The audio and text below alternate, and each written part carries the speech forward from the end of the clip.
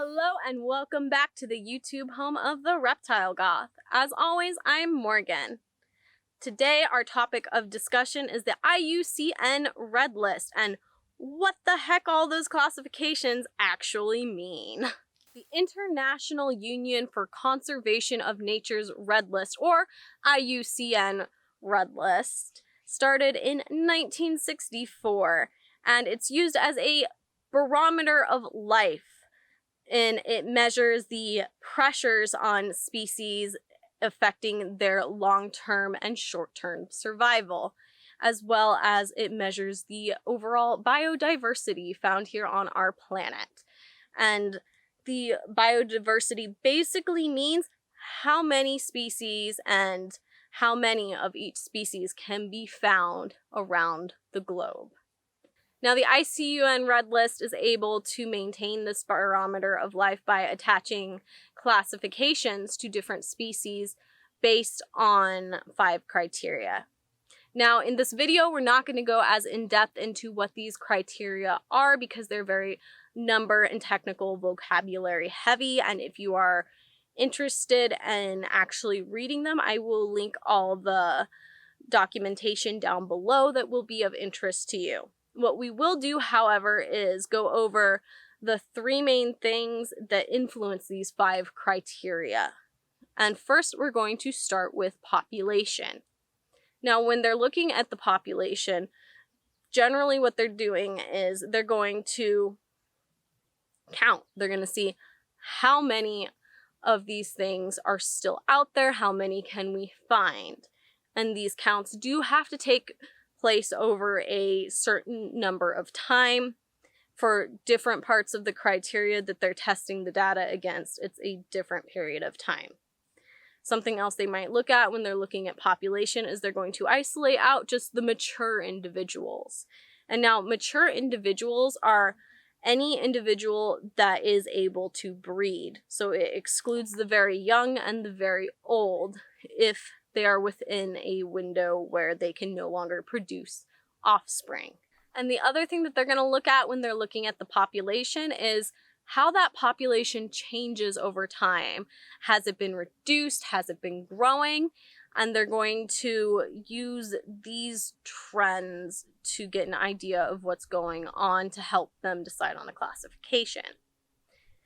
Now, another one of the 3 points we're going to go over that helps define these criteria is their geographical range. That is where the heck these things are found. And they're not just going to look at, say, something can be found in the United States. They're also going to look at if its habitat is fragmented.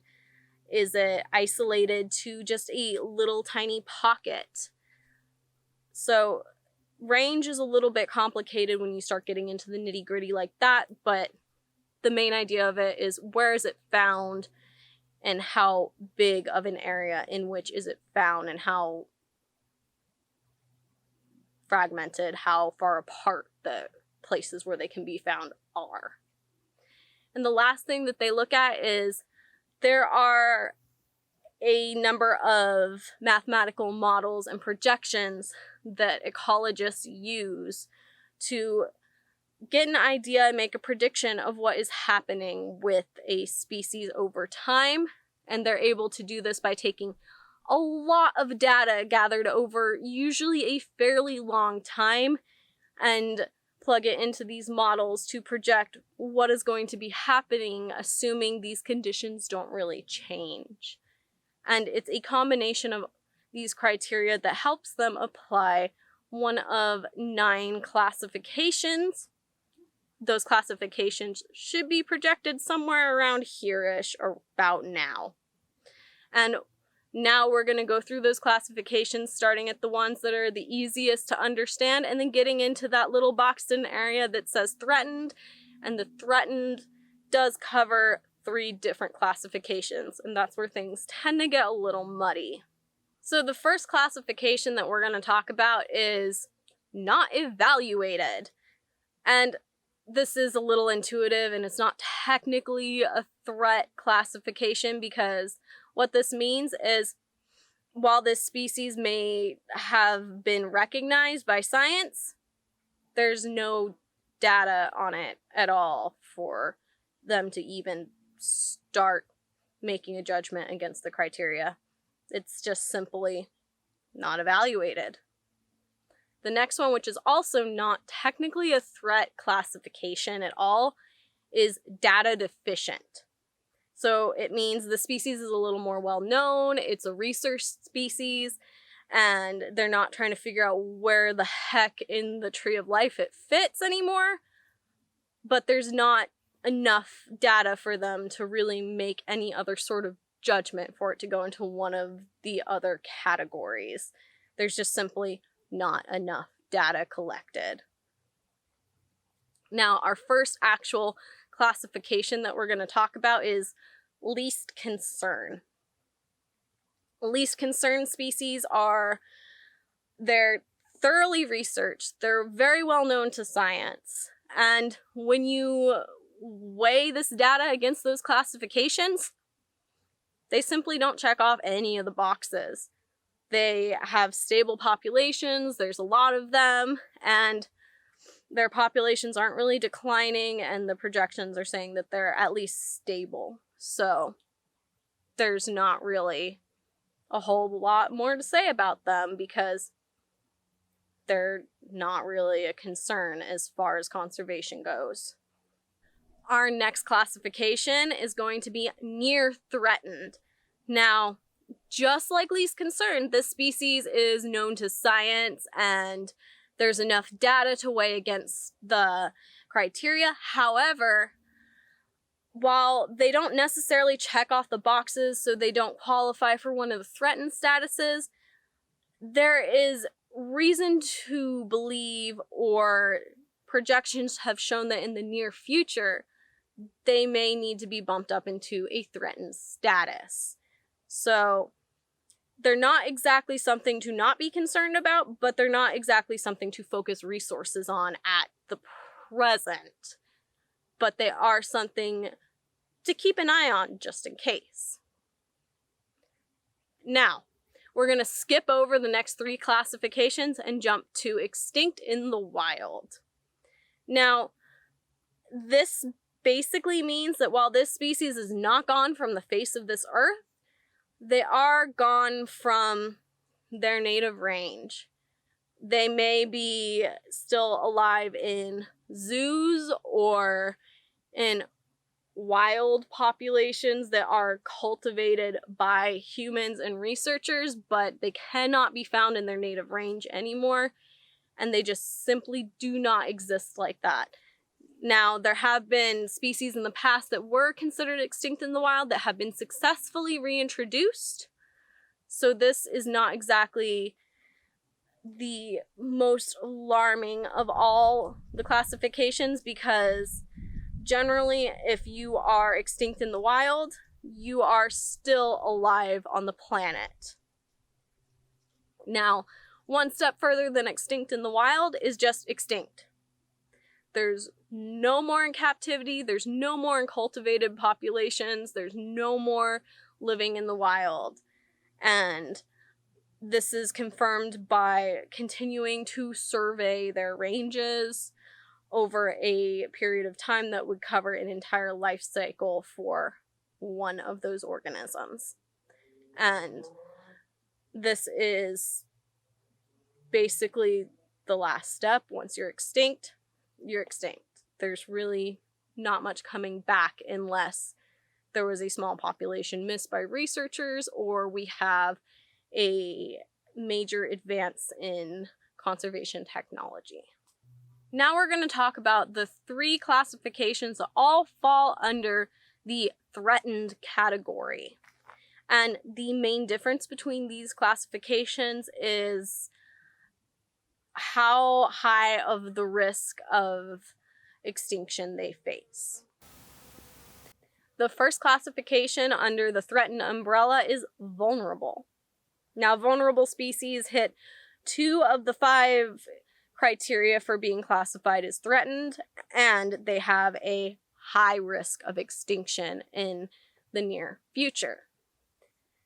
Now, these species are still threatened, and it just means that they're a little bit less threatened than the other two classifications. However, this is where the waters get muddied because you're basically relying on models to put them into either the vulnerable or the next classification.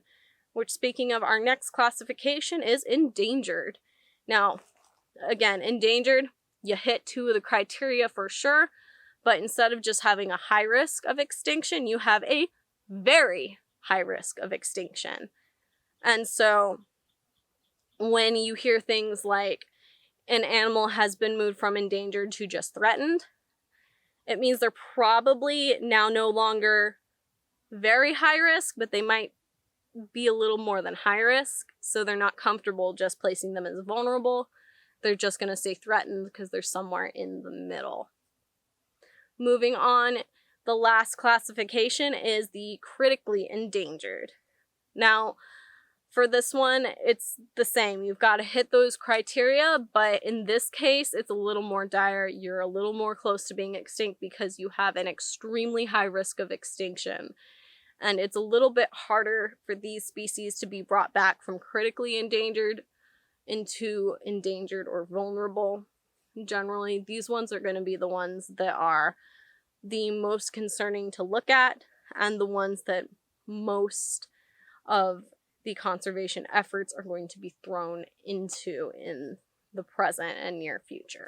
So this IUCN Red List is constantly changing, constantly being updated.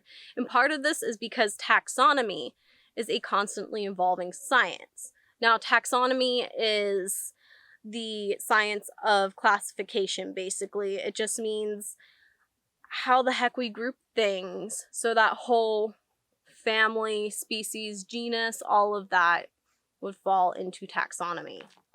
Now, as research continues, as this science evolves, the IUCN Red List also has to change because there's new species being discovered. There's things being reclassified as, oh, this is no longer a separate species. It's now, like, been considered a subspecies of this. But all of that aside, the Red List is constantly changing because there are updates to the data every single year, and classifications are constantly being moved around. And that being said, even if there are some success stories, like a few years ago, the giant pandas were considered a success of conservation, and yes, they are. I'm not going to take that away from the people who've been working on that project. What is an overall trend, however, is that biodiversity is still in decline despite these conservation efforts. And part of this whole classification thing and why it's tricky and you don't want to just get locked onto that decline in your head is because there are some limitations to the research that we're seeing in this classification process. Not only are they classifying species, they're taking what they see here and classifying entire biomes, environments, different things like that as well. And there just aren't enough researchers to carry out the tireless classification of every single species on this planet and everything else that you can find on the Red List.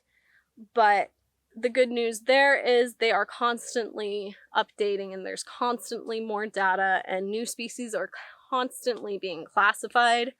So as we move forward in the future, the list just becomes more and more complete, and a more and more coherent picture of what is going on globally is being painted. And this list, it's not just useful for if you're curious of, oh, I wonder what the status of an animal is. It's used to help inform different conservation projects going on. It helps policymakers at different levels, be they them local, federal, what have you. So it just permeates all of that, and it helps structure different education practices at facilities like museums, zoos, ecology classes. This list helps advise different research that may be undertaken and just helps allocate where certain conservation funds go. So I hope that from here you have a little bit better understanding what it means next time you pop on over to the zoo and see an endangered, vulnerable, whatever on the sign next to whatever you're looking at. And I hope I will see you at the next video. If you're interested in a little more in-depth, go ahead and check out the accompanying article for this video on thereptilegoth.com, or look at any of my resources that will be linked down below in the description. Check me out on any of my social medias. They are also linked below, or you can just search The Reptile Goth. All right, don't forget to like, subscribe, comment, and maybe give this video a share. See y'all next time.